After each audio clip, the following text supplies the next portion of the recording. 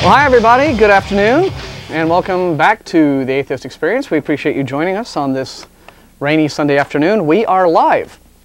It is March the 10th, 2002, and this Atheist Experience, blah, blah, blah. We are sponsored by Atheist Community of Austin, a non-profit educational organization promoting positive atheism and the separation of church and state. The ACA holds weekly meetings every Sunday morning at 10:30 a.m. at the Hot Jumbo Bagel Shop, 307 West 5th Street, downtown between Guadalupe and Lavaca, except for the first Sunday of each month when we have our lecture series in Furr's Cafeteria at the Longhorn Room in Furr's Cafeteria, North Cross Mall. That starts about 11 a.m. And so our next lecture will be first weekend of April. And again, we don't know who our speaker is, but we'll try to get that information to you as soon as we can. Let's see, other ACA events of interest. Godless Gamers, as always, meets Monday nights at the home of Jeff D. and Manda. For more information, talk to Jeff or Manda, or you can join the Atheist Gamers mailing list at the atheist-community.org website. And I'm sure you'll find an archived post with directions to Jeff and Manda's place. ACA Happy Hour still happens every Wednesday nights at Antonio's Tex-Mex at the intersection of I-35 and Research. 183 Research. Yeah. I-35 and Research. I just had a little synapse slow down there. However, I heard something to the effect of yesterday on the internet radio show that there's contemplation of switching it to Thursday nights. So I know nothing definite, but we'll just see. If you show up there Wednesday night and nobody's there, then you'll know that that's what the plan is.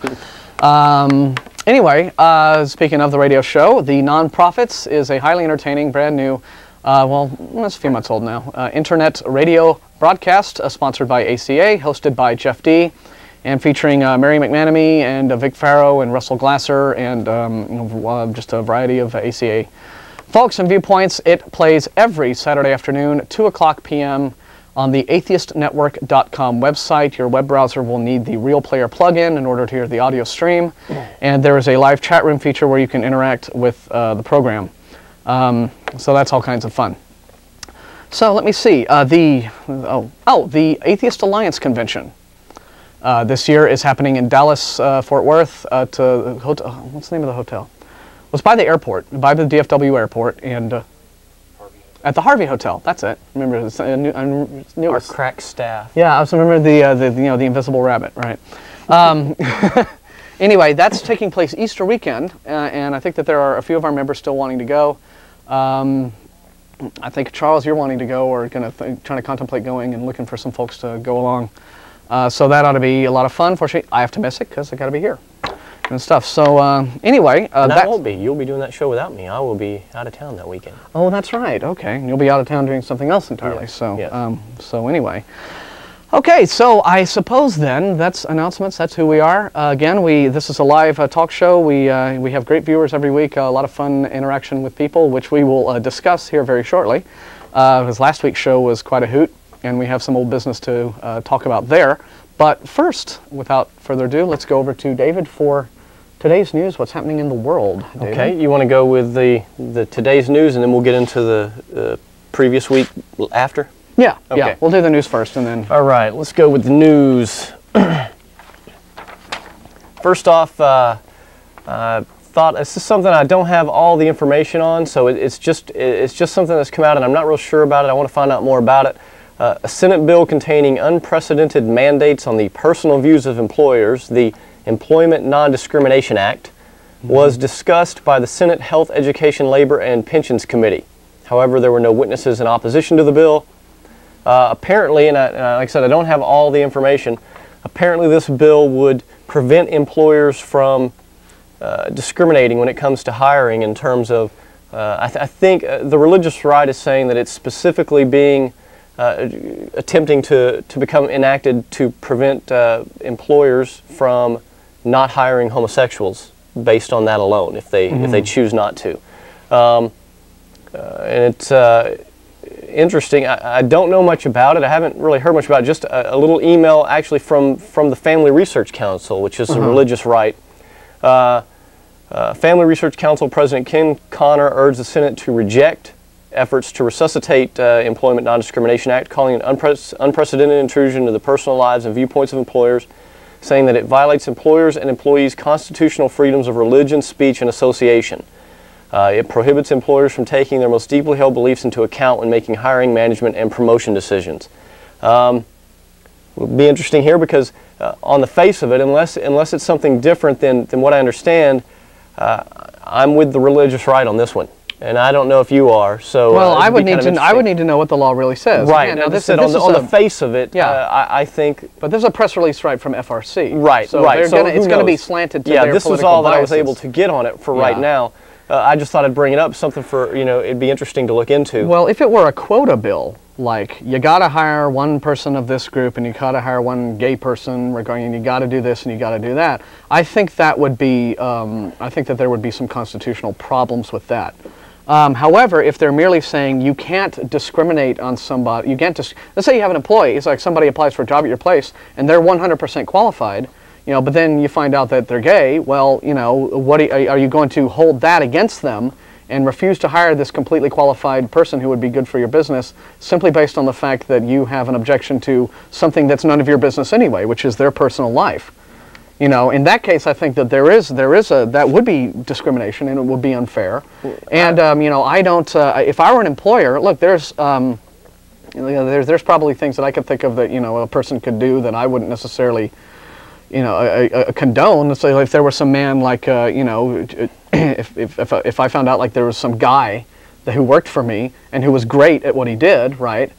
But he was, having an affair on his wife, with a younger woman or something, or something like that. Well, I might think, gee, he's kind of a jerk for doing that, but kind of that's his business, and if he keeps it at home, doesn't bring it to work, and his performance at the job is beneficial to the company, then I don't have any right to say, hey, you immoral cad, clean out your desk and type your resume, get out of here. I don't want I think that if it's a private business, if you own a business of your own, I think you have a constitutional right to association, meaning that, according to the Constitution, Americans can say, I don't like you for this reason or that reason, and I don't want to hang around you. And you got to look at the employers thinking, okay, this person, let's say that they're gay, and this person may be a fundamentalist Christian, and they're saying, I abhor that lifestyle, and by hiring this person, I'm paying this person money. It would be like the same thing as an atheist group or a religious group an atheist group being forced to hire a person who is completely religious and against atheist groups, let's say, and who works against them, and then they say, okay, well, I've got to pay money to fund these. I think that a person has a right to say, I don't like you and I don't want to be around you and it's my business and I don't want to have to hire you. And I think if it's a government job or something like that where it goes into the public sphere as opposed to a private business, that's a whole other matter. Yeah. But on the face of it, I just think that in America you have to have a right to be able to say, no, I don't like you and I don't have to hire you. I don't know. I'm kind of on their side on that'd be interesting to discuss. It's like whether one of our constitutionally protected freedoms is the freedom to be bigoted. Sure, well, it is. Of course, it is. I'm sure it's the freedom to have but again, let's look at. Now, I don't want to bring up anything that, and I won't. Just in terms of details or anything. But I do recall that you mentioned that there was a situation where your atheism was in a certain capacity potentially creating a problem for you. Right. With but your, not really. But I mean, like I said, I don't want to discuss the details. Right. Because that's your business and it's not to be brought up here. But again, let's say that hypothetically, okay, you're an atheist and you are working at a job and you're doing a good job and your employer's a Christian and they find out from one reason, maybe they tune into the show today and they, hey, what's he doing on this atheist show? Right. And he fires you because of that. Right. Is that fair? Well, it may not be fair, but that doesn't make. I still think that you have a freedom of association. I think you have a freedom to say, I can't stand this type of person, and I own the business privately. I built this business up. It's my business. It's not a government business, and I don't want these. I want to hire certain types of people. It may not be fair, but do I want to work for someone like that anyway? Right, you probably wouldn't want to work for someone like that, but of course, if someone is your employee and just working for you and performing a job for you, that doesn't mean you have to like hang out with them all the time and become but, their buddy. But for some people, it's more than that. It's, they're obviously they have problems. They're bigoted. See, we even debate with each other. It's fun. But you raise really good points, and this is a really sticky issue, which I think that these kinds of anytime you have these kinds of legislations, these kinds of laws being enacted of a civil rights nature, you're going to so many arguments then can be brought up for either side, and it's interesting. I mean, and like I said, I don't know everything about it. I may find out more about this and say, oh well, now that it actually says this, and I disagree with it entirely. But I just think on the face of it, it's pretty interesting and something to check out. Yeah. But a situation that's similar to this would be like, for example, there's the whole controversy about the Boy Scouts right now. Right. And we've both been very critical of the Boy Scouts for their. But I agree with their right to discriminate. If they're private, the courts have said they're a private organization. I don't agree with them getting any state, local government, federal funding. Yeah. If they're going to be discriminatory, they should be discriminatory on their own. And they should be open about it. That's right. But again, it's a similar situation as you just mentioned with the job situation. I always wonder, I guess knowing what they're like, why would a gay youth or an atheist youth want to be a Boy Scout at all? But your other right. Let's say that I was fired from a private business just because I was atheist. I have a right to go and picket that business and let everybody know this person's bigoted. Well, you have a right to do more than that. I think you have a right to get an attorney and say, look, my job performance was A-okay. I made this much money for this group. This guy has fired me solely based upon something, my own personal creed, which is none of his business. Right. It'd be like firing me because I like to eat broccoli and he doesn't. Right. So anyway, it's a very interesting situation. So what else? Okay, let's talk about Alabama Supreme Court Chief Justice Roy Moore again. Oh, this guy. Okay. Speaking of discrimination. we talked about him last week, I believe, or a week before, where he removed custody of 3 children from their lesbian mother and gave them to the father, who other courts had found had abused them and had given custody to the mother. He cited all kinds of biblical authority saying homosexuality is wrong, it shouldn't be tolerated, no way, she's unfit, give them to the father. So he doesn't really care if the children may be being abused, he cares that they're not raised by a homosexual parent. Right. But there was something else that he said that I don't think I mentioned that I just found out. He suggested that execution is an appropriate penalty for gay people, saying that, wow, quote, the state carries the power of the sword, that is, the power to prohibit with physical penalties such as confinement and even execution. It must use that power to prevent the subversion of children toward this lifestyle, to not encourage a criminal lifestyle. So I'm wondering then if he would apply this little practice to all of these scores and scores and scores of Catholic priests around the nation who are abusing children all over the it's an epidemic now. Well, he probably would, because he's a fundamentalist Christian, so he probably thinks Catholics are a cult anyway. Evil, yeah, okay. So, but yeah, he's supposed to be. I mean, that's pure Nazi rhetoric, is all that is. Yes. Pure Nazi. Yeah, he's saying that the state should be able to confine or kill homosexuals if the state fears that these homosexuals are possibly influencing children. But heterosexual men who beat their children are. Hey, they. Yeah. And there was a funny. That's spare the rod and spoil the child. That's biblical. So if you're heterosexual, you can beat the crap out of kids all you want. And especially if you're a heterosexual Christian, you can beat your children half to death. Yeah, well, if gays and lesbians are given civil rights, everyone's going to want them. Yeah, well, what we're going to do about that? Folks, we are going to find out what the rules are here. But if it is allowed, we are going to present on the show any sort of contact information that we can for you to call or write to get this man off the bench, to get him removed. If we're not allowed to do that by the rules here, present that information. Then we won't. I'm going to have Russell add it to our website, which you see the URL below, and so that we can get a campaign to just get this man has no business being on the bench deciding people's fates. If he's advocating execution just for certain folks he doesn't like. Crazy. Okay. What else? Okay. Well, I thought we would speak a bit about the Good News Journal. Okay. What is the Good News Journal? The Good News Journal is a fundamentalist Christian paper that is put out and published in Leander. Oh, okay. It's free. I believe it's put out every month. Okay. Has all kinds of neat stuff in it. And you just find it around at like supermarkets? Yeah, Chick-fil-A, you know, just different places. I mean, I don't know. Green. Well, we can't tell people where to go get it. Right, I'm just saying. But it's one of these. You find it in all. I've found it in police stations. I've found it, just in like where they have the free newspapers, maybe in an Austin with Chronicle. With the green sheets and all the thrifty nickels and. Right. Now this has some interesting articles in it. Huh. We're coming up on. Well, first let's go. The publisher. Evelyn Davison wrote a little article here, said, God is America's refuge and strength. And she had some interesting things to say I wanted to talk about. According to the publisher, for most of our lives, America has been a safe place to live, with oceans separating us from our physical enemies. This land has continued in peace and protection from hostile opponents. But on September 11th, that all changed. We now live with a sense of vulnerability, uncertain of what horror and sorrow tomorrow might bring. The need for repentance and prayer, both individual and corporate, has never been more obvious.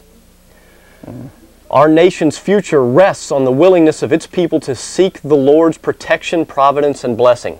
So it sounds like she is saying that it happened because in the boat with Falwell, saying that all that happened because Americans weren't praying hard enough to suit God. Yes, I have a comment on that in a minute. We must join hearts and hands in praying to Yahweh, the God who is our refuge and strength and ever-present help in trouble.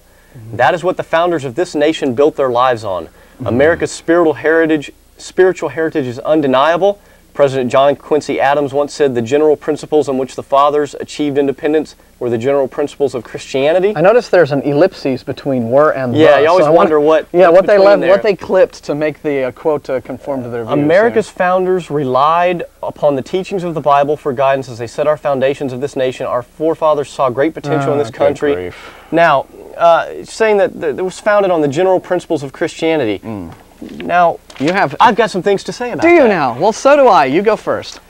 That's a little quote by John Adams in a defense of the constitutions of government of the United States of America.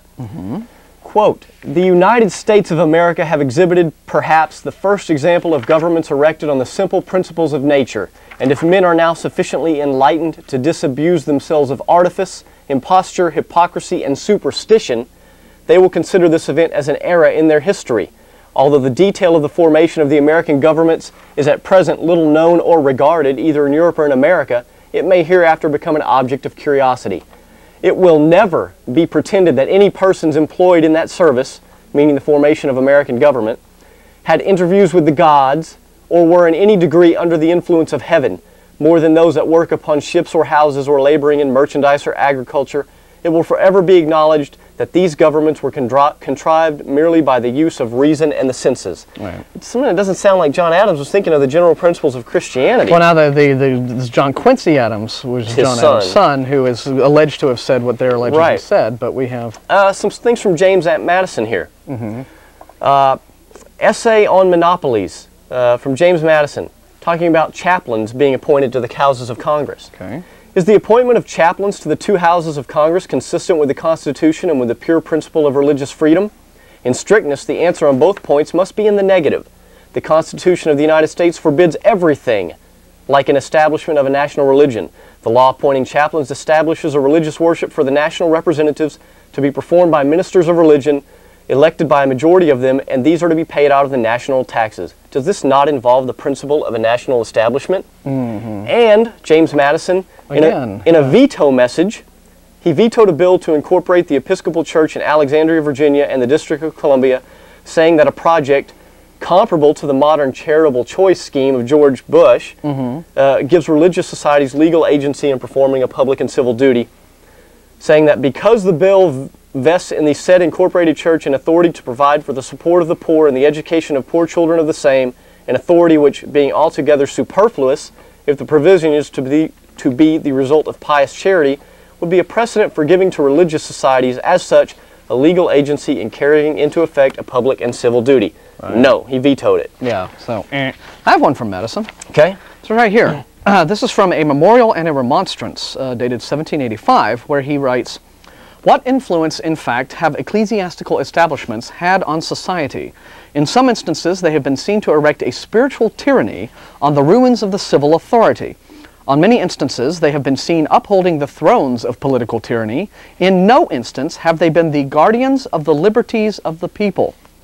Rulers who wish to subvert the public liberty may have found an established clergy convenient auxiliaries.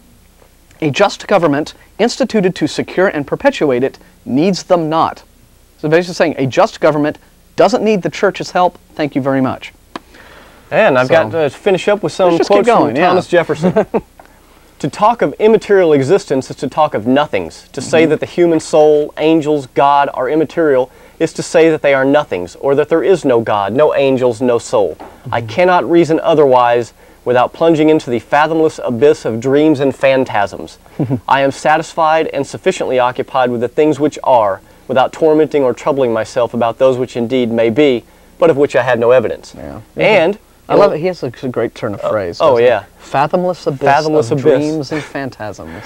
That's great. In a letter to Dr. Woods, Thomas Jefferson wrote, I have recently been examining all the known superstitions of the world and do not find in our particular superstition, Christianity, one redeeming feature. They are all alike, founded upon fables and mythologies. The Christian God is a being of terrific character, cruel, vindictive, capricious, and unjust.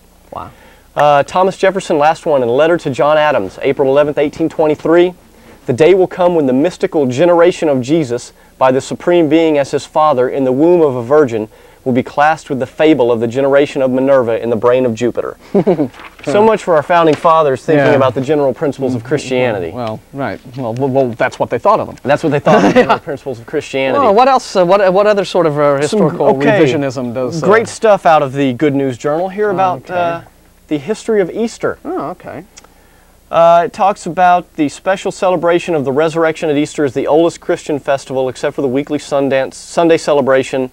It's clear that Easter had special significance to early generations of Christians, and it goes on to give like a biblical history of Easter, talking about the New Testament, talks about this and that. The earliest observance consisted of a visual beginning on Saturday evening and ending on Sunday morning, included remembrance of Christ's crucifixion and so on.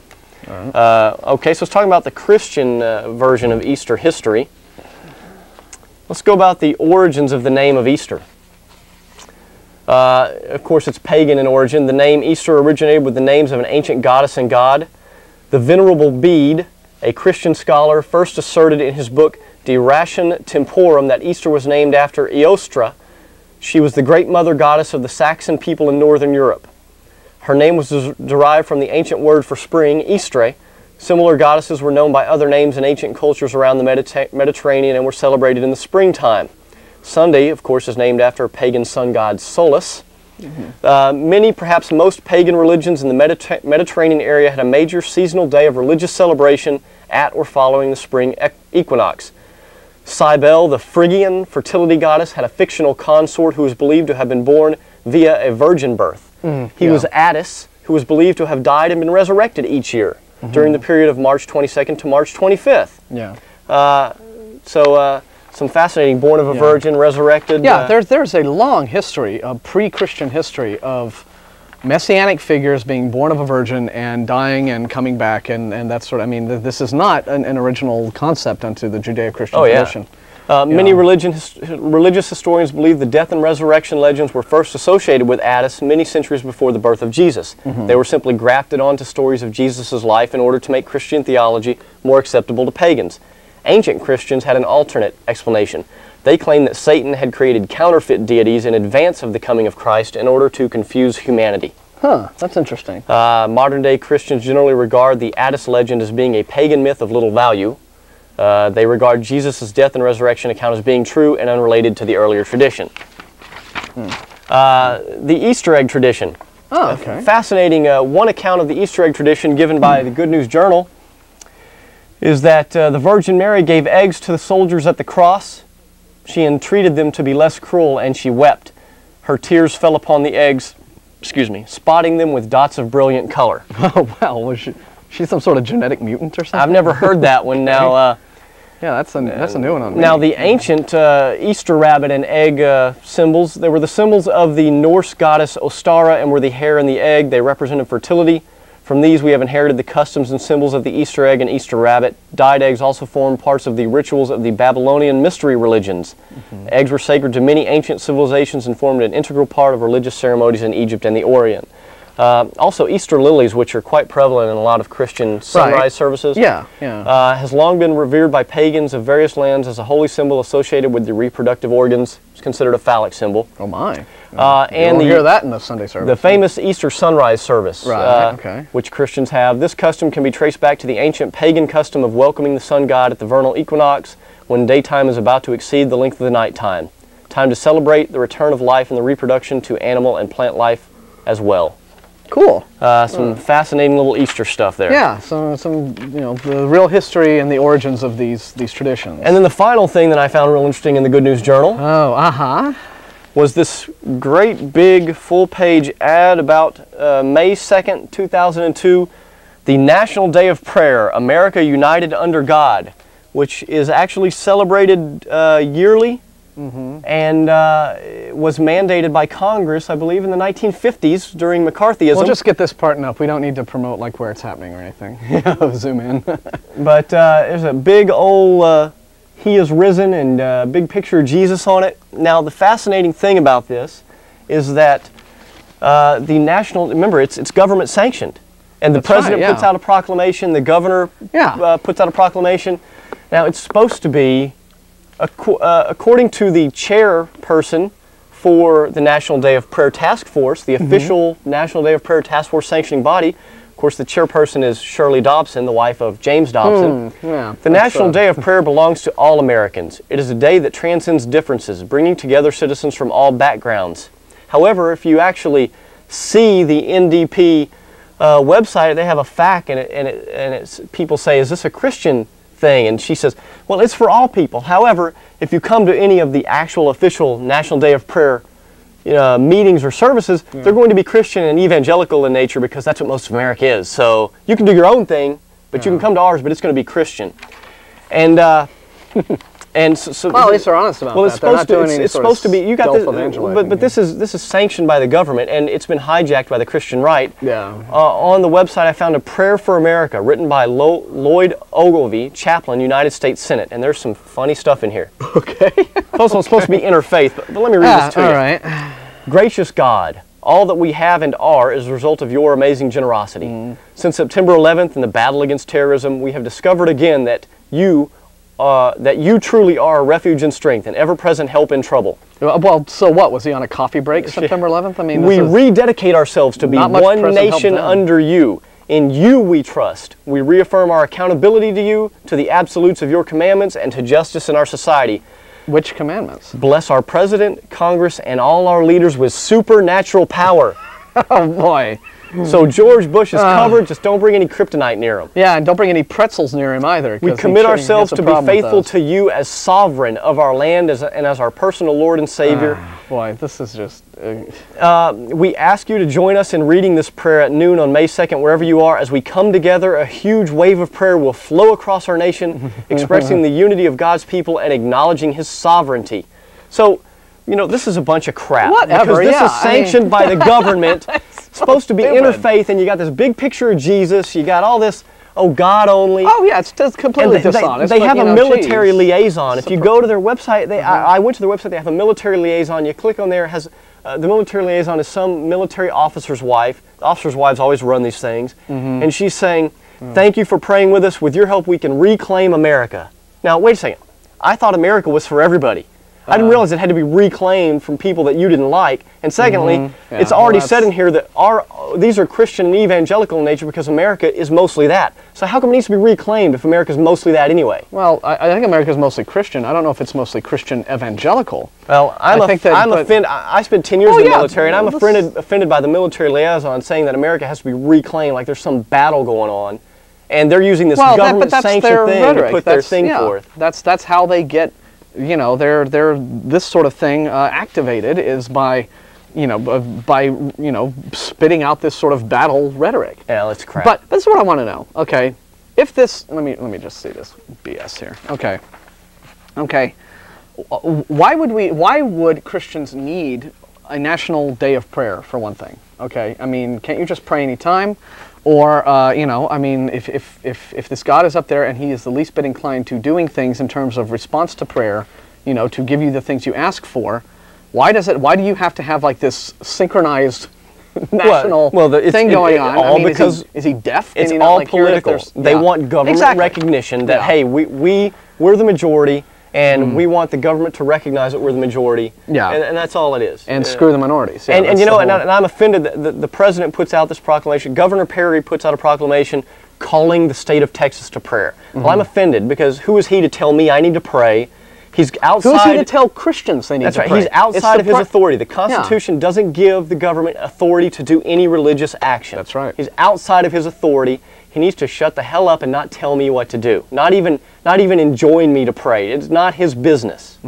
But again, it's not just you or atheists or people who are not of the Christian faith. Christians, even Christians themselves. Who is Governor Perry to say, okay, we're going to have a specific 60 seconds of silence during a school day. That is the mandated time during which your Christian student is allowed to pray. You know, and clearly implying that, you know, they can't just pray whenever they feel like it. You know, that no, we're going to have our officially sanctioned prayer. And if you're of a different denomination than I am and you pray a different way, well, sorry, no, we have to have this government mandated form of worship. You know, who is he to tell Christians how to exhibit their faith, much less non-Christians? That to me, I think is just as offensive towards other Christians as it is to, you know, non-Christians. Now, because remember, not all Christians are of this Falwellian, Robertson, evangelical, you know, Bible thumping stripe. But the ones that are with doing this NDP National Day of Prayer thing, they are, and they realize that for Texas, an example, they realize that Perry's a religious right puppet. So you know they're happy for him to say that stuff. Yeah, but this whole thing about prayer and this claim that like these tragic things happened because Americans weren't praying hard enough. There are some really disturbing implications about that belief system from a theological standpoint, and this was brought up on our mailing list. In conjunction with this horrible thing that just happened where this, I can't say it, but I won't. This screwed up woman, right, like ran down this homeless guy, like ran him over, and like he's sitting there embedded in her windshield for 2 days, right? And it's this horrible, inhumane, just crazy act, and I hope they throw the book at her and several other things. But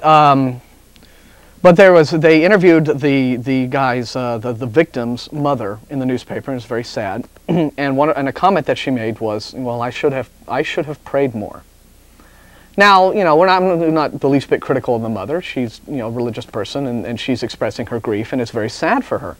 But the statement contains some implications. There's a lot of different implications in there. Yeah, that are disturbing. Yeah. First off, the implication is that God won't do nice things. God won't save someone's life, okay, from a horrible, protracted death, unless you pray to Him to a degree that He's satisfied with.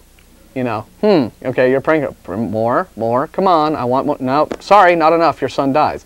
It's this image is built of God as being this guy who cares more about the intensity with which he is worshipped than the welfare of his worshipers. It's like, sorry, Mom, you didn't pray hard enough, so I'm just going to have to let your son... And then it naturally leads to horrible guilt. Yeah, and that leads to the guilt. But she's in a situation where she is thinking that now she's got self-recrimination going on. She's thinking that she is somehow responsible for this tragic event happening to her son, thinking that, well, if only I had prayed more, maybe he'd be alive now, but I have of course she has no way of knowing how much more what's the level? How much is enough? Yeah, but she still feels to blame for it, even though she really has, because she didn't do something properly, even though she has no idea how she could have done it properly. So now she's got this guilt. So it all just shows, in my opinion, why this is an incredibly heartless and cold belief system. You know, and it's deeply evil, and it gives people. You know, everybody says, no, religion is this wonderful thing that provides comfort to folks. I think it inculcates this horrible feelings of misery and guilt, and it's appalling, in my opinion. So I second that motion. Yeah. Oh, well, thank you. So, do we have more news? I think it's time to move on. We were going to cover last week's show, but before we do that real quick, let's cover a long time ago. Let's show this. We talked about this on the air, but we never actually, I don't think, showed this.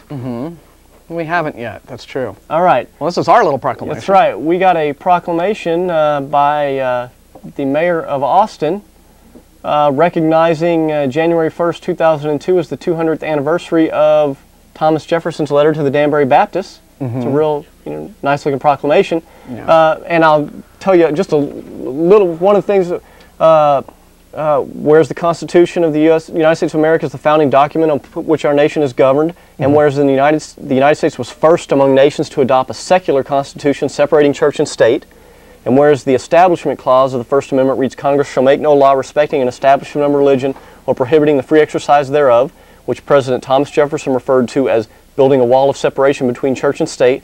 Now therefore I, Gus Garcia, Mayor of the City of Austin, Texas, do hereby recognize January 1st, 2002 as the 200th anniversary of President Thomas Jefferson's letter to the Baptists of Danbury, Connecticut.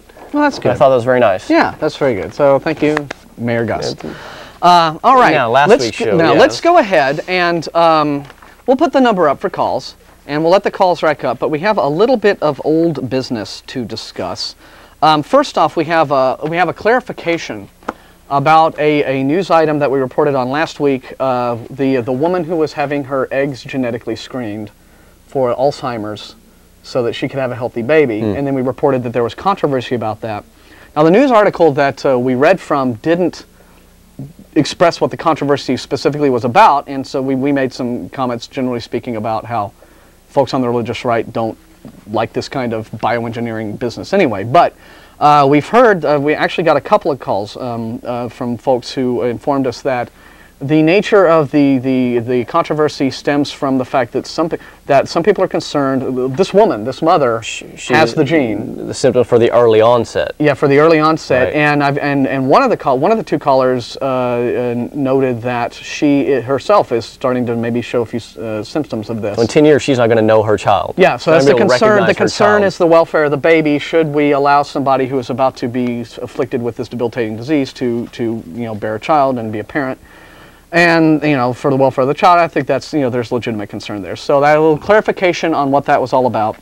Now, secondly, we had an interesting caller that got a lot of response, mostly of the holy mackerel variety. But we were going on at length with this one caller about the subject of moral absolutism.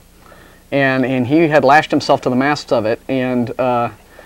And this got several responses. You got some response. Yep. I got some. And at one point, the startling part of the call was when the fellow just openly admitted that, yes, in fact, if he did not have a God to believe in and believe that there was a God mandating moral absolutes, that, yes, in fact, he would just go out and kill and rape and rob and commit all sorts of mayhem. We posed that if you found out tomorrow there was no God, would you start killing, raping, and stealing? He's like, yes. Yeah, you asked him that, and he just like, yeah, I would, because Psycho. It's crazy. Okay, first off, I think I've heard this a few times.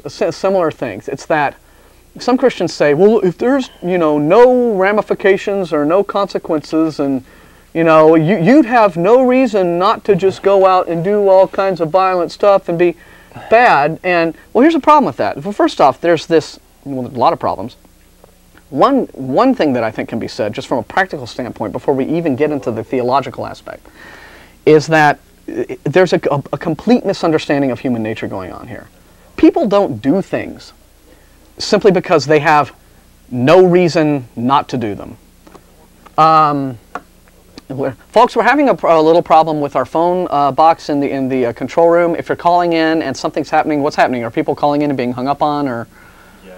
Okay, there's problems with the phones. We're working on them, so please be patient there. But just don't stop calling if you want to ask us questions.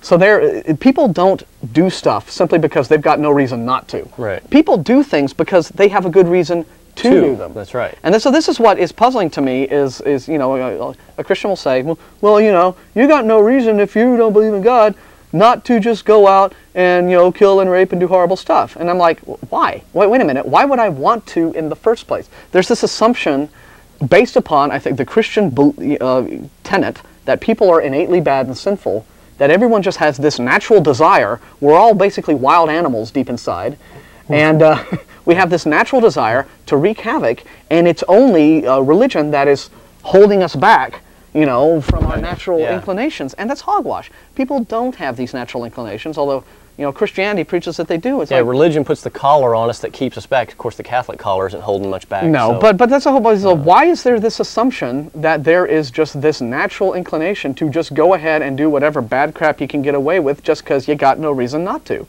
It's crazy. You know, what would be the benefit to me or to anyone to just go out and say, oh, well, I'll just walk down the street and take off all my clothes and, you know, defecate in public and carry a big gun and anyone I see I'll shoot them just because there's no consequences. Because what would be the purpose of that? What would be the benefit? What would someone get out of that? People don't do things because they just got no reason not to. You do things because there is a good reason to do them. You make choices because that may not be considered a good reason overall, but to that person, that's a good.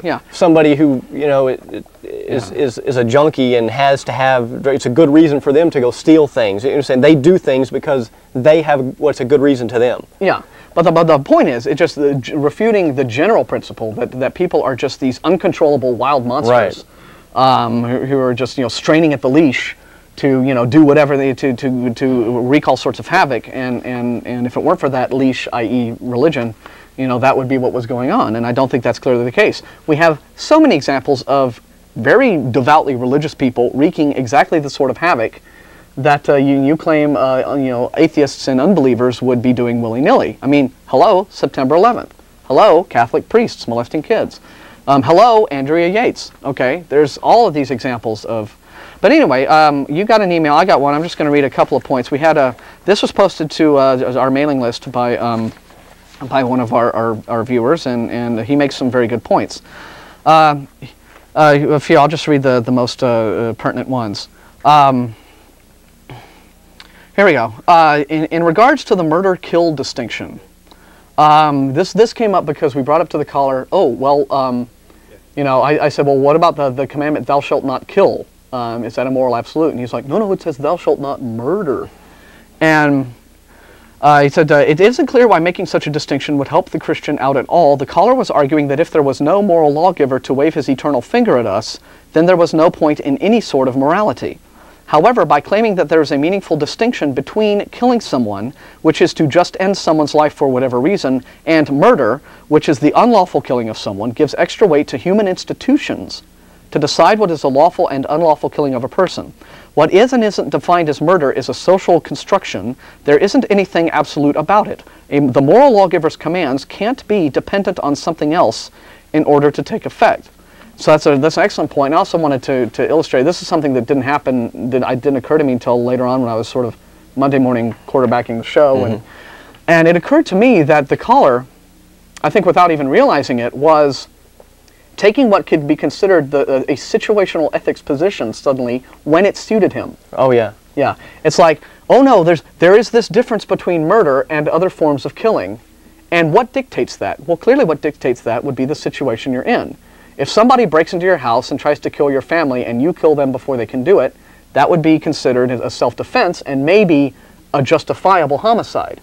Okay? Or if you're in war, and you have enemies bombing you, and you're bombing them back and trying to protect your country and your land and your home, that again would be a situation in which the taking of life would be thought of as a justified act. But just walking down the street with a gun, you know, popping people off, that's murder and entirely unjustified, but the situation dictates it. Right. But what he wanted to do was he wanted to sort of make those distinctions situationally, and then having made them, say, now these are the absolutes. Those are absolutes. Point is, depending on, you could argue, I think, any philosophical position from an absolutist standpoint, depending upon how reductionist you wanted to go. Right. Yeah, you could strip anything down to its base elements. And I think the most telling thing about this guy was that he based he said there's an absolute lawgiver, God, and to him it was the God of the Christian Bible. And then when we said, really?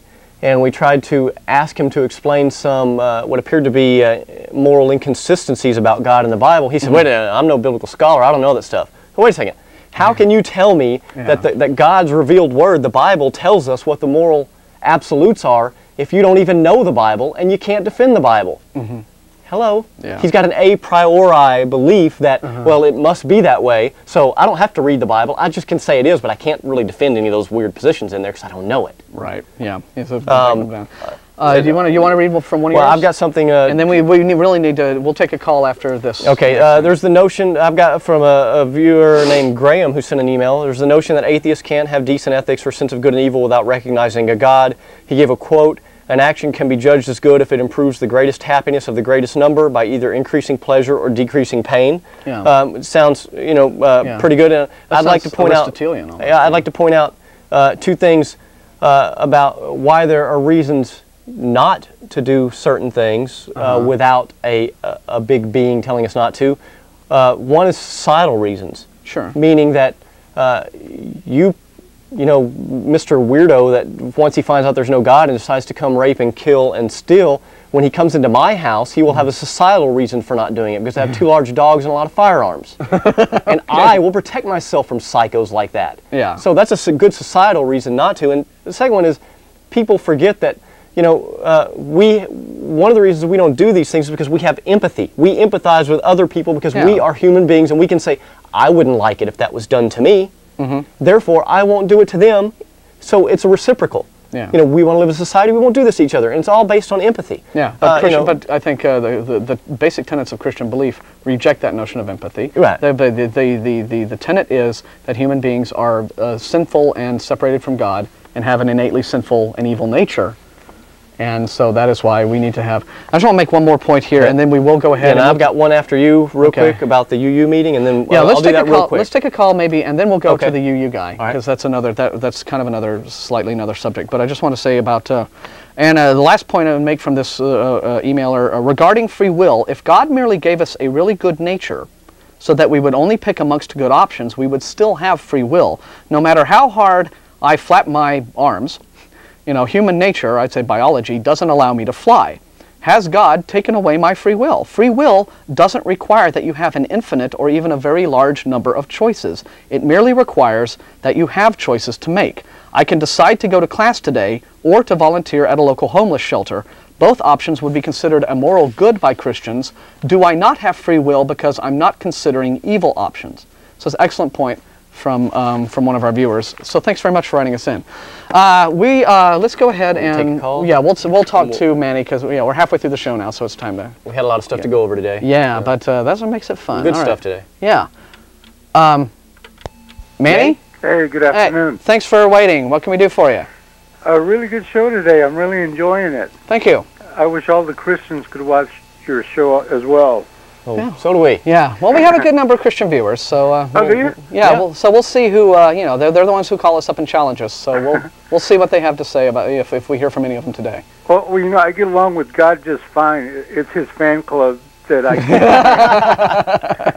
God protect me from your followers. Yeah. And also, I wanted to say, if going to church makes you a Christian, does going to the garage make you a car? Well, that's funny. I don't know that. Now, of course, most Christians would say no. It's not simply going to church that makes you a Christian. Because they're not religious. Yeah. They have a personal. Well, yeah, you have to make the commitment of to give your life to just profess Christ as your Savior. And that's what makes you a Christian. Is what they'd say. Mm-hmm. But there's an interesting corollary to that, which is that. I've heard Christians argue that there are that the church-going population in America is very, very large, and there are even a great number of people who maybe don't believe in God, but they go to church anyway because church is the only thing out there in society and culture that provides the kind of sort of feeling of warmth and home and fellowship that we all need. So that's another reason why everyone should go to. And what I'd like to say is, okay, look, folks, there are other ways to get those kinds of feelings of camaraderie and friendship and community. Social interaction. Yeah, so I just like to say, and to throw it out to a general public stance, if there are any atheists out there who are going to church just because they don't know where to have fellowship with other people, hey, just stop, okay?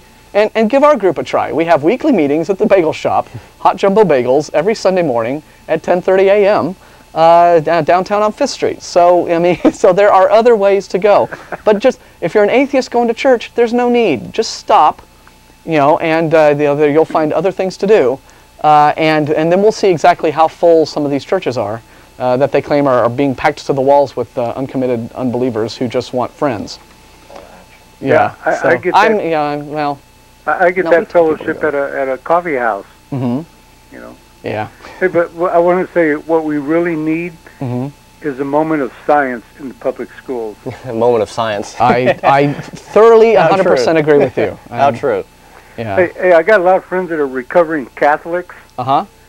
And I tell you, the Catholics, they are the worst with the guilt. Because for years, it took me a long time to get over the guilt. I mean, I had it terrible. Mm-hmm. And you were a priest, you say? No. I'm just kidding. I used to be an altar boy. Uh-oh, that's even scarier. I never got molested, thank God. Well, you're a lucky one. Yeah, for you. Thank God. Yeah, you could run faster than That's a joke. A joke, everyone. Joke. Oh, sorry. Oh, we're in a cut-up mood. Okay, anything else? No, that's it. Thank you. Hey, well, we appreciate hearing from you, Manny. You take care. Bye. Let me go ahead and knock this out. Do you want to do the thing about the Unitarian? I mentioned last week that I spoke at the Hang on, Live Oak Unitarian Universalist Church and had a real good time there. Graham had emailed me and asked if I could explain Unitarian stance on God. Are they atheists, agnostics, generic, nebulous theists? What's the deal? Well, I contacted Chuck Freeman, the minister of the Live Oak Unitarian Universalist Church, and said, why don't you tell me, and I'll read it verbatim. Okay. So here's what he sent back. We believe God is a verb. Truth is popping up all over the place. Our invitation is to open our eyes for seeing and tune our ears to its music. Unitarian Universalists have no dogma. We are more concerned with how a person lives their life. As Jesus said, by their fruit you will know them. A Unitarian minister put it this way, I spell God with 2 O's, good, and the devil without a D, evil. Or as an eccentric preacher I studied with hollered, what you're doing speaks so loud I can't hear what you're saying. But basically, I think it goes back to what Graham, the quote he said earlier, an action can be judged as good if it improves happiness of the greatest number by either increasing pleasure or decreasing pain. So they don't. All right. So the Unitarian Universalists are in a sense a humanist organization. Yeah, I think so. A lot of the Unitarians came up to me after I spoke there and told me that they were atheists, but that they really enjoyed the social fabric of it. And it was, and I got to tell you, the Live Oak Church, it was very social, a good group of people, a lot of stuff going on, real family oriented. But I don't think the Unitarians, I don't think they care one way or the other whether you believe in a God. Yeah. It's more just how you live your life. You didn't detect any supernaturalism or strange beliefs coming from their podium. No, I didn't. No, and they sang hymns and stuff, but they were real, like the German freethinker hymn, oh, okay. They sang that? Yeah. Oh, yeah. I mean, it was a great group of people. A lot of them said, hey, I'm an atheist, but I like the atmosphere. Yeah. So I think that, together. So that's Chuck's definition. Speaking of singing, there's our intrepid Attorney General, John Ashcroft, now fancies himself not necessarily a hymn writer, and he performed this song that he wrote, this patriotic hymn. Let the eagle soar. To the shock of some group that he was speaking to, and what's even weirder is he's like photocopied the lyrics and given them out to his staff with the hoping that they'll learn and sing along with him. Sing along at his prayer meetings in the morning. And he's hired Hispanics, Latinos, to some representative to translate the lyrics into Spanish, so that the Latino community will be able to sing it. And I think him and Judge Moore ought to get together and go bowling. And the song just blows, right? I mean, it's really embarrassing. But of course, we could not inflict it upon our viewers, so we don't actually have a tape here to play for you. Although it was showcased yesterday on the radio show, Nonprofits, and our very own Jeff D, in a burst of creative inspiration, frenzy, wrote new lyrics to more accurately reflect what Ashcroft's views on things, and boldly performed his version on the radio show yesterday, which was hysterically funny. The chat room went berserk. And I think on the radio page of the atheist-community.org website, there's the yesterday's show is archived, so it's very funny to listen to. Let's talk to Alison on line 3. Alison? Yes. Hi, thank you for holding for so long. I may have missed it, but I wish you would read that letter from Thomas Jefferson to the Baptists, if you have it, or the letter to the Danbury Baptists. Something. I think I have the text for it in here. It's awfully long to read. I tell you what we'll do. What we can do is read it next week. Yeah, we can bring it and read the whole. Just at the beginning of the show. We can read the sort of what it was about. Well, essentially, let me see if I have the. Oh, here it is. I have it right here. I'll just give some quick quotes from it. Basically, what was happening was that the Danbury Baptist Association was wanting recognition for either some sort of event that they were putting together, or just recognition of their church. Well, and they asked him also to explain what is this First Amendment. What does the First Amendment mean? Okay, and the quote is, he writes to them, "Believing with you that religion is a matter which lies solely between man and his God, that he owes account to no other for his faith or his worship, that the legislative powers of government reach actions only and not opinions, I contemplate with sovereign reverence that act of the whole American people which declared that their legislature should make no law respecting an establishment of religion or prohibiting the free exercise thereof, thus building a wall of separation between church and state. Adhering to this expression of the supreme will of the nation in behalf of the rights of conscience, I shall see with sincere satisfaction the progress of those sentiments which tend to restore to man all his natural rights, convinced he has no natural right in opposition to his social duties." Basically saying, the government's got no right to tell you how to worship or to stick their nose in a person's personal beliefs. Oh, okay. That's the gist of it. But this can be found in various areas on anywhere. You type in Danbury Baptist in any search engine, and you're going to get if you have internet access, okay. you're going to get numerous links to that. Yeah, and I don't know if we have a link to the text of it from our very own website, but we might. I'll have to investigate that. But that was just the gist of it, saying no indication that Thomas Jefferson was an atheist. Actually, Jefferson is better known as a deist. I have his information on his religious beliefs here. Yeah. He was raised as an Anglican, but was influenced by English deists such as Bolingbroke and Shaftesbury. Jefferson believed in the existence of a supreme being who was the creator and sustainer of the universe and the ultimate ground of being, but this was not the triune deity of Orthodox Christianity. He also rejected the idea of the divinity of Christ. But as he writes to William Short in 1819, he was convinced that the fragmentary teachings of Jesus constituted the outlines of a system, quote, of the most sublime morality which has ever fallen from the lips of man. So he did revere Jesus as being a moral teacher, but did not believe that Jesus was the Son of God or any other sort of divine entity. Terrific. And he rewrote the New Testament. Yeah, he wrote his own edited version. Edited his version of the Bible. It's called the Jefferson Bible, and it's still available today. It's on the web. He removed all the references to any supernatural acts or the divinity of Jesus, resurrection, anything like that, and basically put it together as a group of what he felt were moral teachings. Yeah. Of course, to a fundamentalist Christian, that's just blasphemy. Yeah, but now the website for the authorized Jefferson website is www.monticello.org. Monticello. I'm sorry. You're so unrefined. Yeah. That, of course, being the Jefferson's estate, but at monticello.org you can read all kind of cool stuff about him. Great. Thank you so much. Hey, thank you for your call. All right. So there we are. We're talking to Lou on one. Lou on one. Hello, Lou.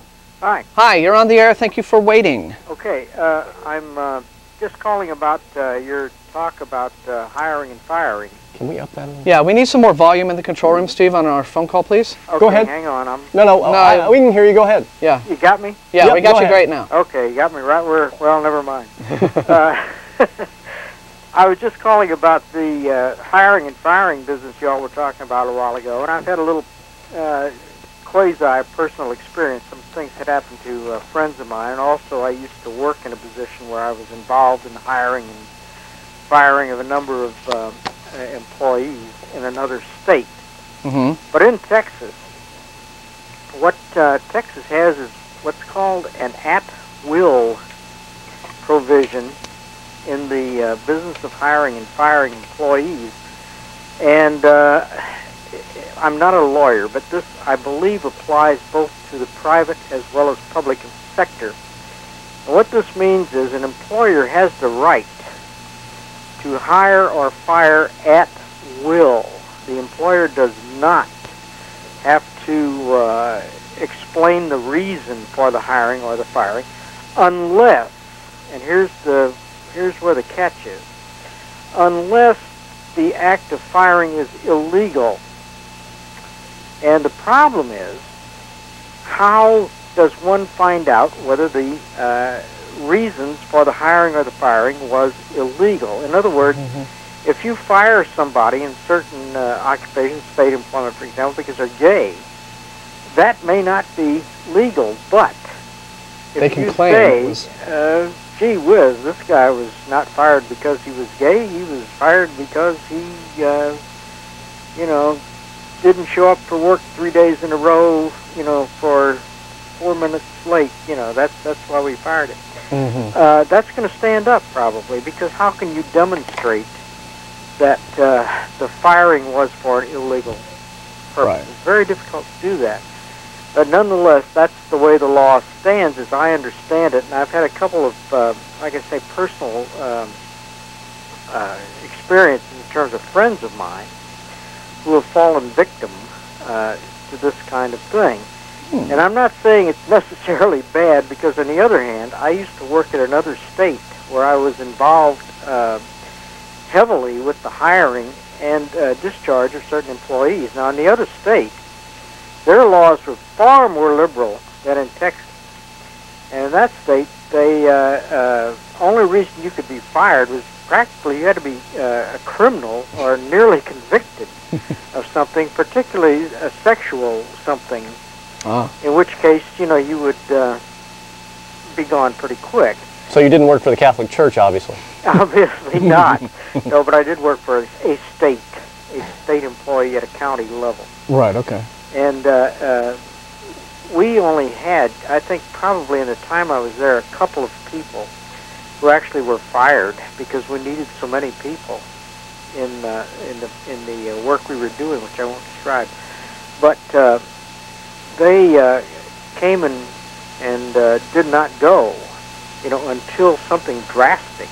I mean, really drastic. One was a case of exposure to a child, and the other was a case of sexual hitting on a secretary. I don't know what you call that, but that's about what about it. Leisure Suit Larry. And at any rate, those are the kinds of things it took to dispose of somebody. When maybe there was indication that they, really weren't good co-workers to begin with, and people were saying, I don't want to work with this guy. Actually, but they didn't have any legal, they didn't have any grounds that they could fire him until that guy finally did something that was just so egregious that they had to. That is correct, but in both of these cases, neither of these employees was considered a bad dude until the axe fell. Until they went out and goofed up, right? Because, in fact, they were quite well liked. In one case, I really liked the employee myself.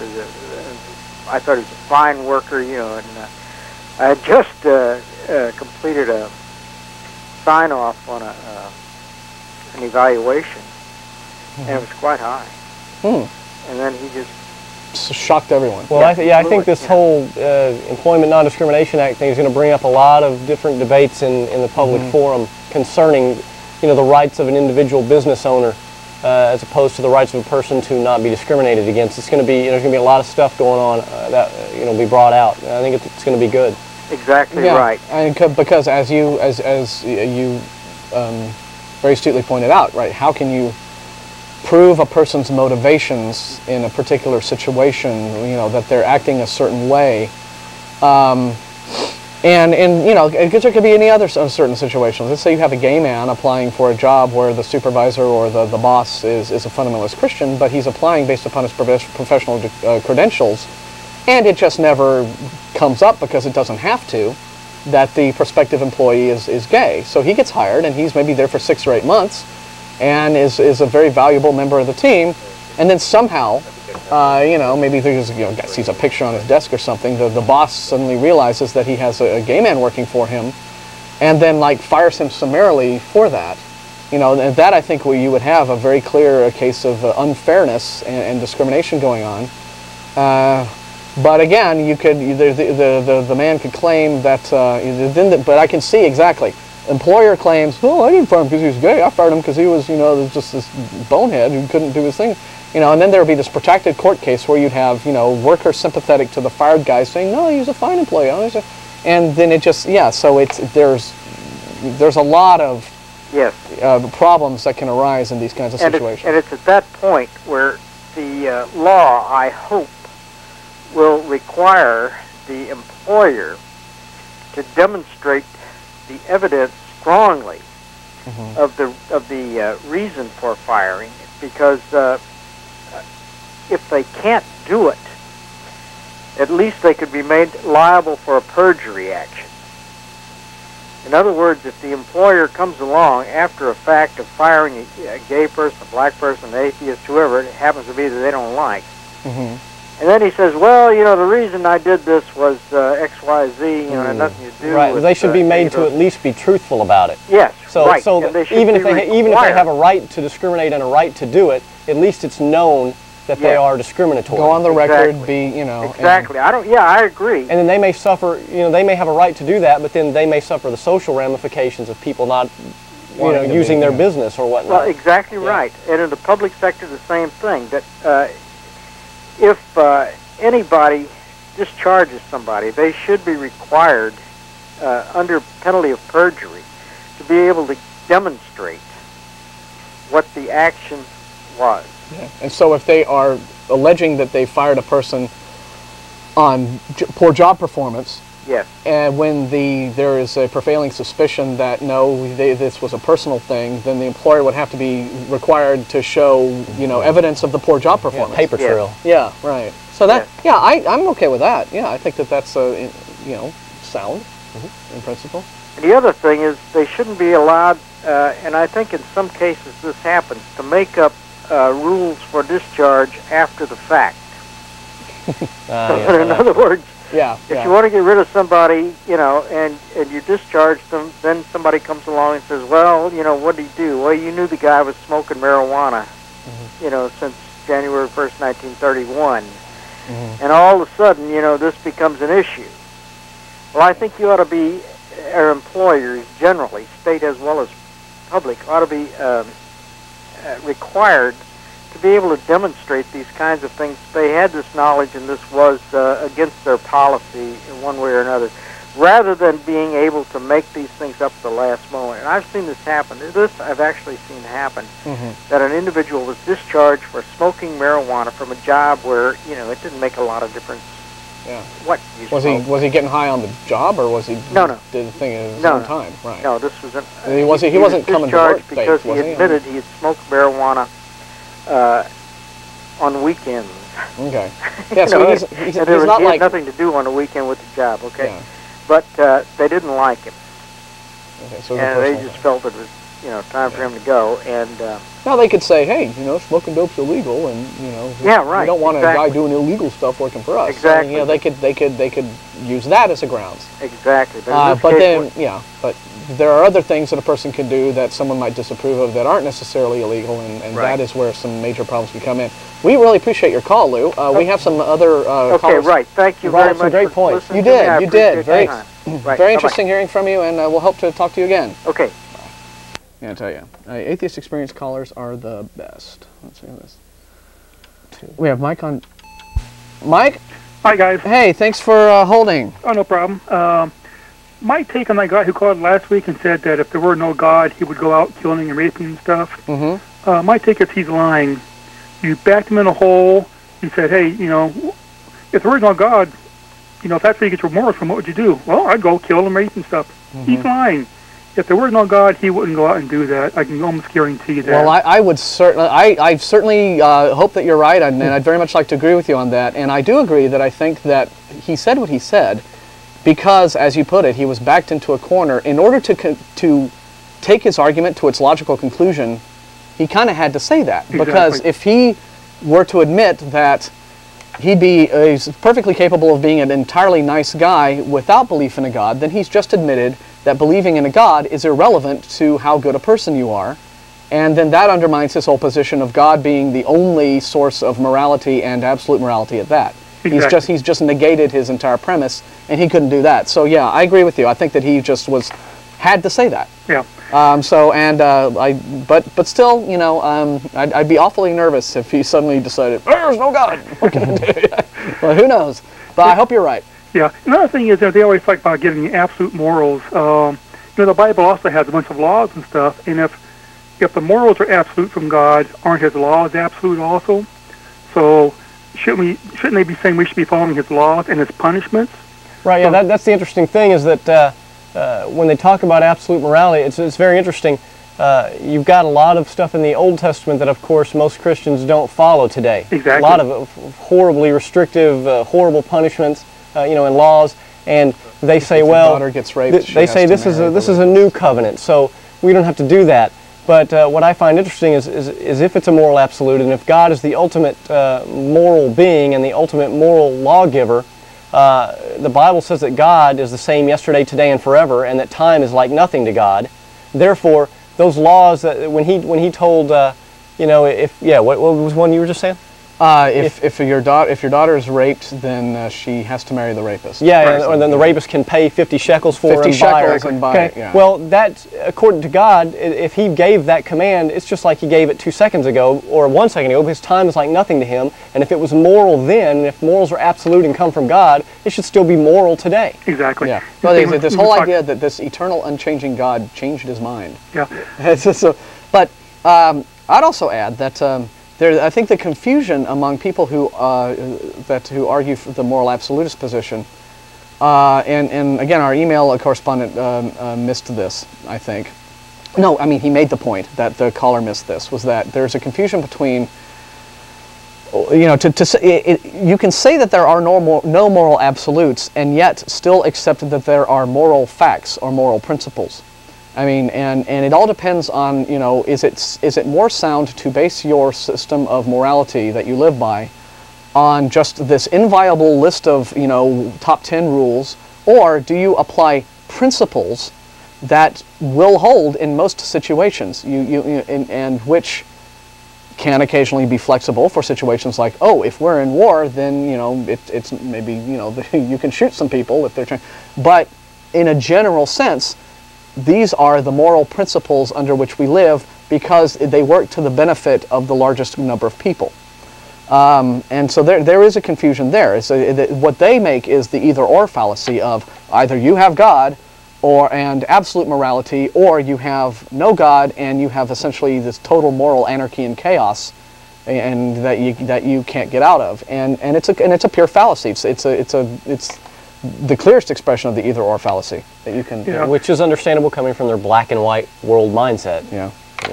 Yeah, so I mean, there are many punishments that are or many things you do that are punishable by death in the Bible. I mean, if you curse your mother or father, but yet how many Christians would agree with that? If you commit adultery, that's punishable by death, but again, some... Yeah, for the wife. Yeah, for the woman, generally. Yeah. The wife gets killed, the husband has to pay a fine. If you're not a virgin on your wedding day, that's punishable by death. Yeah. There's one place where if you touch a mountain, it's punishable by death. Yeah, picking up sticks on the Sabbath, yeah, right? Eating shellfish, yeah. And if you're going to give me the God is omnipotent, God is omniscient, God is unchanging, then the logical implication is that those laws, those commands, those punishments are just as moral today as they were then. Exactly.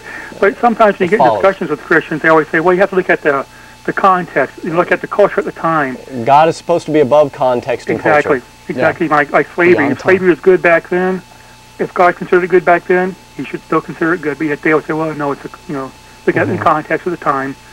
But anyway, it's just a big cop-out. Yeah, well, this is why we often hear us referring to the Bible as the big book of multiple choice. Yes, yeah, I've heard you because say it's, you pick and you choose the bits that fit in with your outlook upon the world, and that is in large part what we find religious people do. Is they have an outlook on the world already, more or less, that is informed not to some degree by their beliefs, but also by cultural norms that we have.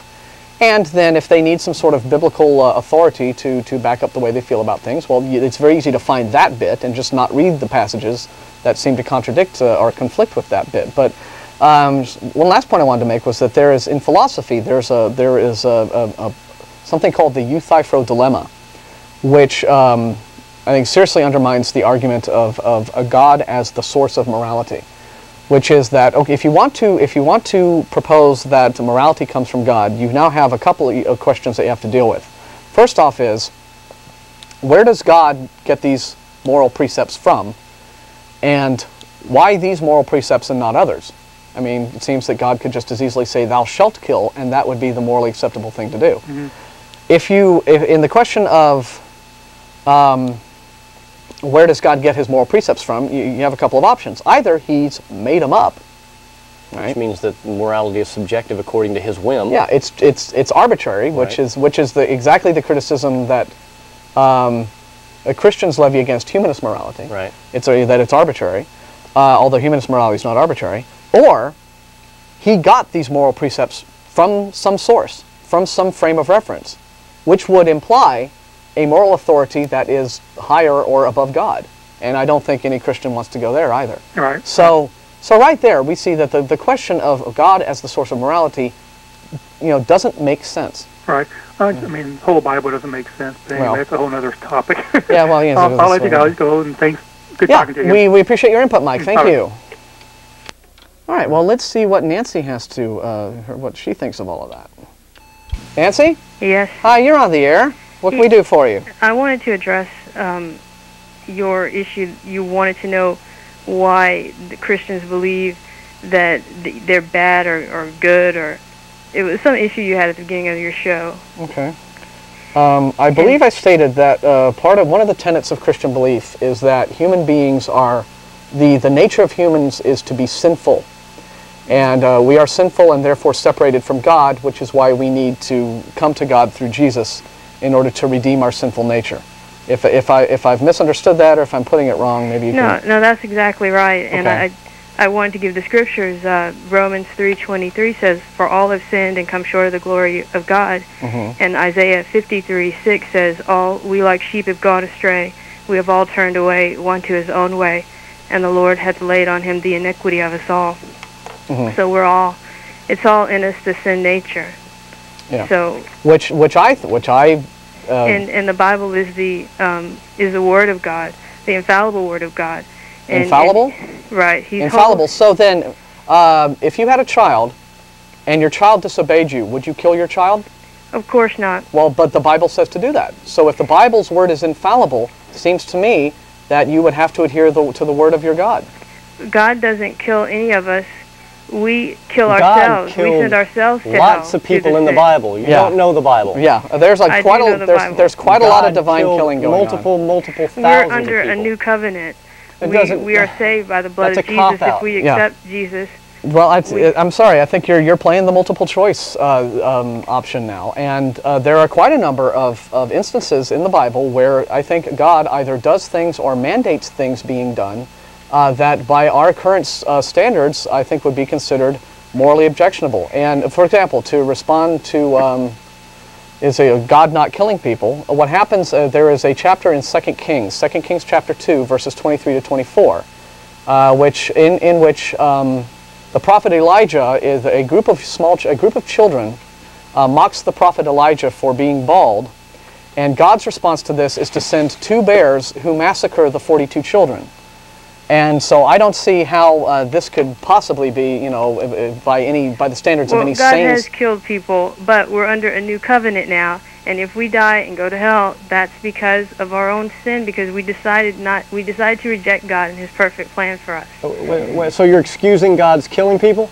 You're saying that every person He killed, there was a just reason for it? Yes, No matter he how is a holy, despicable loving it God, sounds, and there's a if just he reason? killed them, Hang on, let her answer. I'm Go- sorry? Go ahead.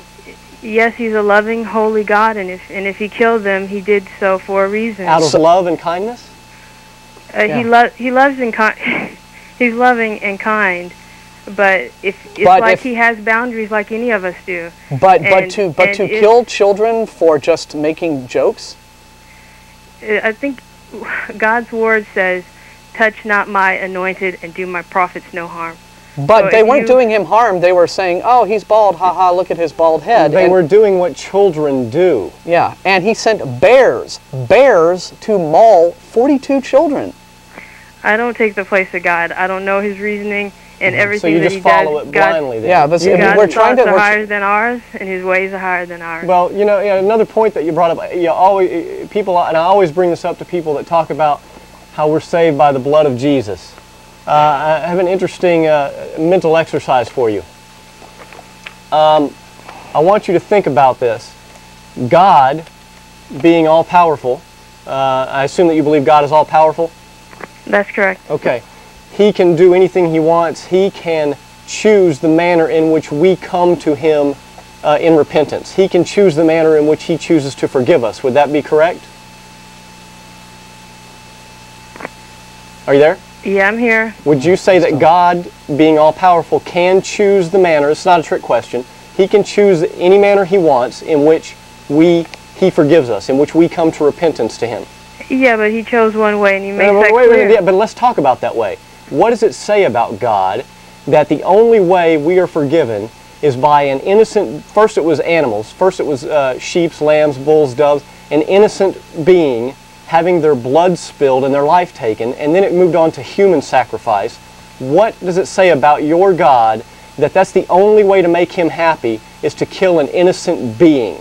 To me, my goodness, that's called psychosis. It sounds like, my goodness, this God of ours is a phenomenal, loving person that He would sacrifice His own Wait a son. second How would now. you feel? How would you feel if you let your child die for other people? I wouldn't let him, and that's because exactly He what can He choose did. any. And it tells me that He's loving. It says a whole bunch. You're purposely saying you don't want to look at the nature of God. Let me dive in on this. Go ahead. Let me dive in on this. So for a person to arrange for their own child to be killed is a loving act.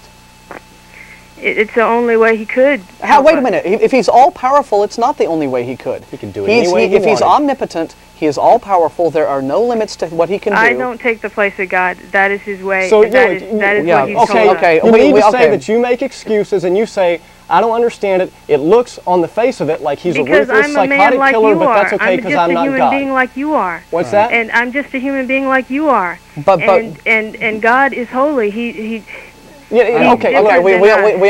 understand your point of view. If you can find holiness can and I lovingness, say something else? Hang on, let her go ahead. Yeah. Can I move?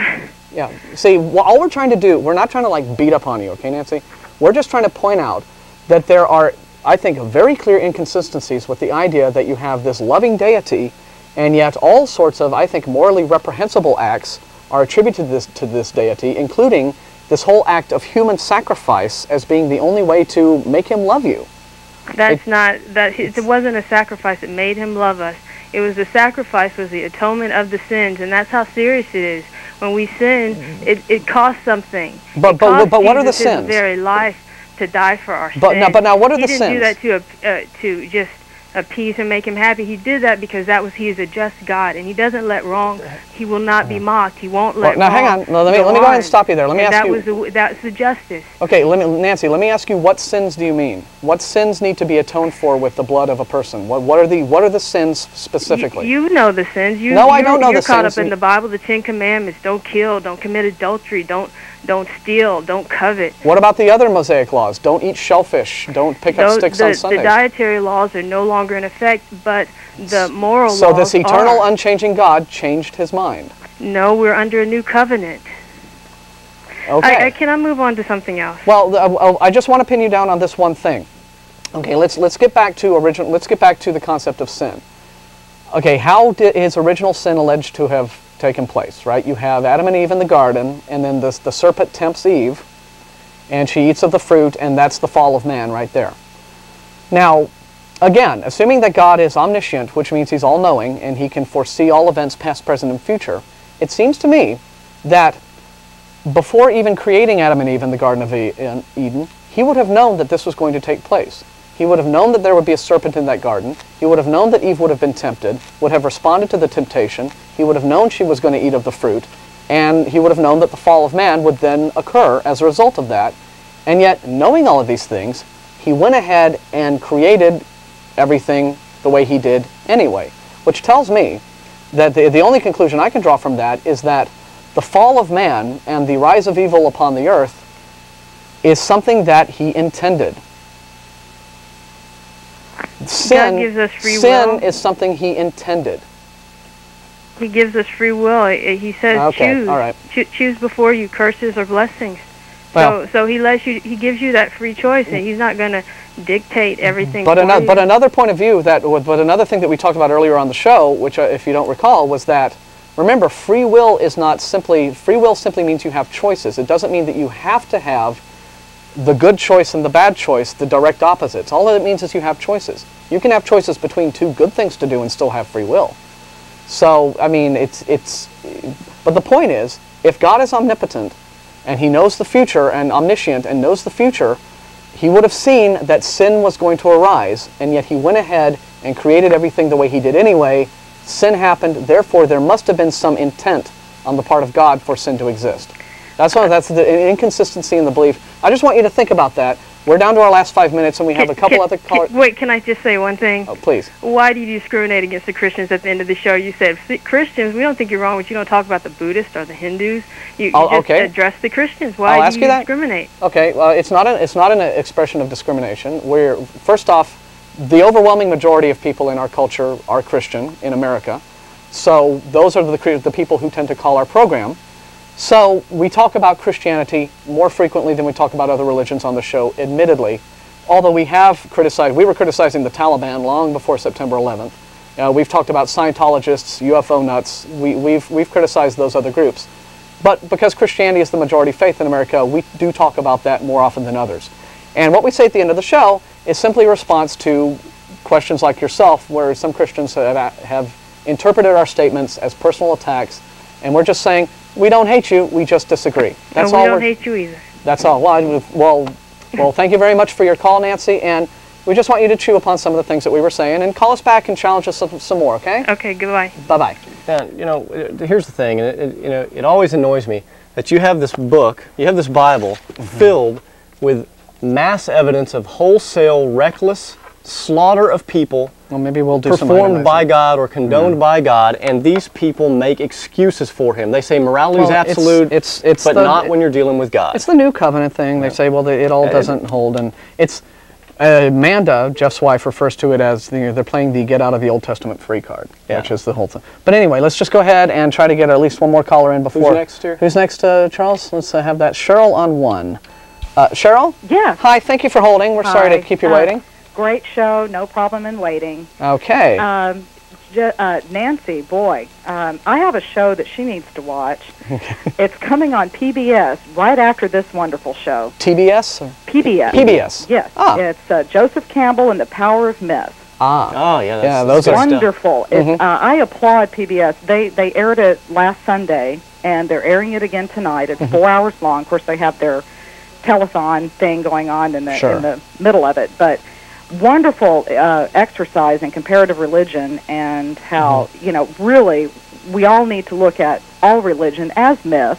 We can glean certain truths from it, but and I was interested to find out too when the last edition of Skeptic that I read. I think it's on the first few pages. There's a must-read list, and I saw his works, Joseph Campbell's works listed as must-read. So it's a very educational experience for the average layperson who tends to take instead of looking at religion as metaphors and allegory, as literal truth. And so I would encourage her and every other fundamentalist or Christian type person out there to check it out. Yeah. It helps to know the origins of how these faiths began. Where they may have gotten some of their ideas from. Right. For example, the whole cult of Madonna and Child. Mary and the baby comes from the cult of Isis in Egypt. The Jesus as the born of a virgin resurrected Savior comes from several traditions, Mithras. That sort of thing. Different ones. Correct. Yeah. So it is. It's very interesting when and of course, early Judaism, which became Judeo-Christianity, was a polytheistic faith. Right. Also, very much so. More than one God. So, thanks a lot, very much for your input, Cheryl. And I just wanted to make one other comment, real quick. Sure. Every now and then, when I have questions, I will email Dan Barker, excuse me. And he is such a gracious guy. He always emails me back, and I had a question for him about the Unitarian Universalist Church, and his take was on it that it's very regional, since they have no creed. It just depends on where you live and the group of people that happen to live in that area. So I just thought I would point that out, because one Unitarian Universalist Church in one area may not be the same as another. He said some are very openly atheistic, humanistic, whereas others are more Christian, Judeo-Christian, more New Agey or whatever. Right. So. Yeah. So it depends. Well, I appreciate that. Good job. Keep it up. Awesome. Thank you, Cheryl. We appreciate your input. You take care. Just want to remind again all of our unbelievers in the crowd, bagel shop meetings, visit atheist-community.org if you want more information on cool stuff pertaining to us. Other URLs of interest to, although you don't have maybe time to read them all here. Lots of URLs. At Skeptic's Dictionary is a favorite of mine at skeptic.com. We had a good show, and we apologize to Jim that you're holding and we're not able to get to you today. We got like 20 seconds, Jim. We can't talk to you, but call back. Yeah, call us next week first, and we'll put you on the air very quickly. That's right. Thanks to all of our callers. We'll be here. We're here, of course, every Sunday, 4:30 p.m. And here's our love going out to Austin. Our special effects. Christians, we don't hate you. We just think you're wrong. And New Agers, and Muslims, and UFO cult people.